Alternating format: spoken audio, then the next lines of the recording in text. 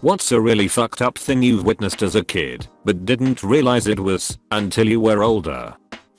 When I was a kid, all the kids would sleep in the basement on Christmas Eve to give space for Santa to drop off the presents. That night there was a lot of noise coming from outside on the street, but we couldn't see anything because there was snow covering the egress. My mom came downstairs and told us to stay there, but soon we heard sirens and saw police lights reflecting in the snow. There was a lot of commotion that we couldn't see. Then my dad came downstairs with a very real Santa Claus. He told us that his sleigh crashed in the snow and that the kind police officers were helping him get unstuck, and while they were working he was visiting the kids in the neighborhood. He pulled out a present for each of us and sat with my family while we opened them and sang a few Christmas songs. When things calmed down outside he went back to delivering toys. Years later I learned that there was a large gang fight outside of our house and that a few people died right outside. An older man from our church lived down the road, and knowing my parents had undoubtedly scared children at home, put on his Santa suit and came over once the police arrived.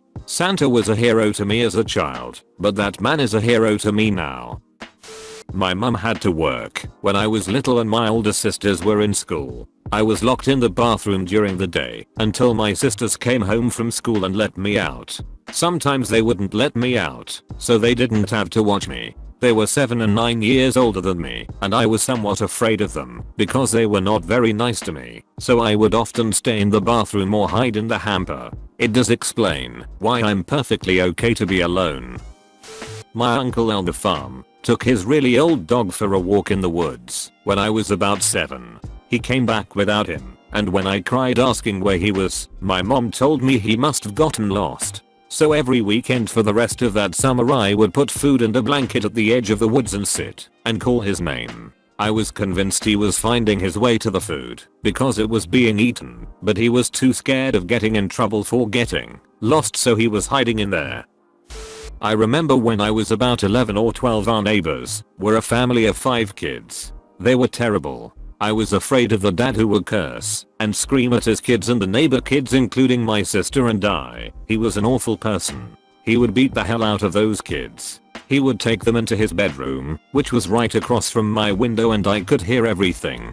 They would scream and cry. I can still hear it to this day. The next day the kids would be black and blue. I begged my parents to call the police, but they wouldn't. They weren't the greatest parents either. I have no idea how I was brave enough, but I anonymously called Child Protective Services, and I remember they came out the next day and interviewed the kids. Nothing ever happened, but the parents went around the neighborhood telling everyone they got a lawyer and we are going to sue whoever reported the false allegations. Horrible people. I had a cousin that committed suicide by jumping into a quarry. I was 12. My mom and I went to the wake, and when we got to the body, the casket was closed from the chest down. But it was glaringly obvious that he had been at least partially decapitated because his head was just kind of awkwardly shoved on. They tried their best, but apparently you can't make that look natural. So, years later as an adult, I started wondering why in the world my mom would let me see that. So I asked her. It turned out to actually be a thing that no one in the family spoke about openly. My mom didn't know he would look like that, and neither did anyone else. After my cousin died, he was transported to a funeral home. My aunt insisted on an open casket, which the funeral home refused. It somehow escalated to the point that my aunt hired another funeral home on the condition they have a viewing. No one except my aunt knew any of this until after the wake.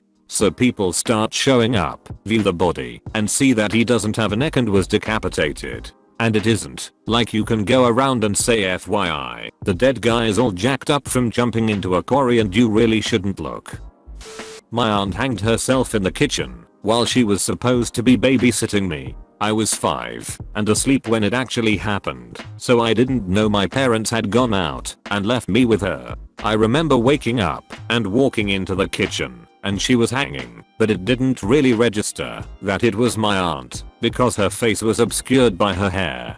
I was by myself for more than a couple of hours until I started crying. Can't remember why. Neighbors came to see what the fuss was about and called my parents and the police. Parents were pretty devastated because the reason they asked her to babysit me was because my brother had an emergency ruptured appendix and they came home to yellow tape around the house. At her funeral I was told she died because she had been sick. Was around 13/14 when I figured out it was suicide. Edit. My aunt was not selfish or a bitch or a cunt. What little I can remember of her I adore, and the rest of my family speaks of her glowingly. She was just depressed. She had already attempted suicide a year before I was born. Neither me nor my family hate or blame or resent her because she wasn't in her right mind when she chose death. She was mentally ill, and we only hold her illness responsible, not her. Thank you for all the empathy and support. I'm doing alright. By the time I realized how she died I had already mourned and moved past the loss of a familiar face. The knowledge didn't affect me much. The only thing that is most probably a result of this is that I'm pretty apathetic when it comes to death in general, for which I see a therapist every now and then. But I'm okay. My mother was a drug addict. As a kid lots of things happened as a result of it, but one thing I didn't realize at the time that would stick with me, well probably forever, but at least thus far, is when my sister's childhood best friend's father committed suicide, and my mother brought my sister and I to their house a couple nights later. The funeral hadn't even happened yet, to break in and steal things to sell for drug money. She said at the time that she had permission to do so. She didn't. She just wanted to rob a dead man and brought us along to help carry things. I still feel guilty about it. One of my youngest memories was my dad crawling into bed naked with me and my sister and cuddle us. For most of my childhood, he did this often. When I got to be about 9 or 10, I realized he was pissing himself from drinking too much and then waking up and stripping naked and just crawling to the closest bed. He used to pass out on the couch or recliner. I also remember we had roaches so bad that he didn't even care. I remember watching him swipe a roach off his plate while eating. Not killing it, just pushing it aside. Edit. Getting a lot of comments about how things could have been worse. Unfortunately, they were. My response was to the question of what's something fucked up that you witnessed as a kid that you didn't know was wrong. I knew everything else was wrong. My therapist has since confirmed that even this situation was wrong. I thought that that's what dads do when they get drunk. My earliest memory of it was around age 4. I was visiting my grandparents in Switzerland when I was about 8 or 9. One evening I happened to be on the balcony looking down at the street, and I saw a white van stop at the side of the road, and 3 or 4 men got out of it and ran up to a man walking along and grab him, knock him down, and carry him into the back of the van. Then they drove away quickly. It all happened really fast, so much so that the man barely had a chance to call out for help. I didn't understand what I'd just seen, so I asked my grandfather. I remember him looking down at his feet for a long time before he told me not to worry about it. Some years later I spoke to my father about it. He told me that at that time, a lot of immigrants from places like Kosovo were being abducted like that, and it was some sort of turf war.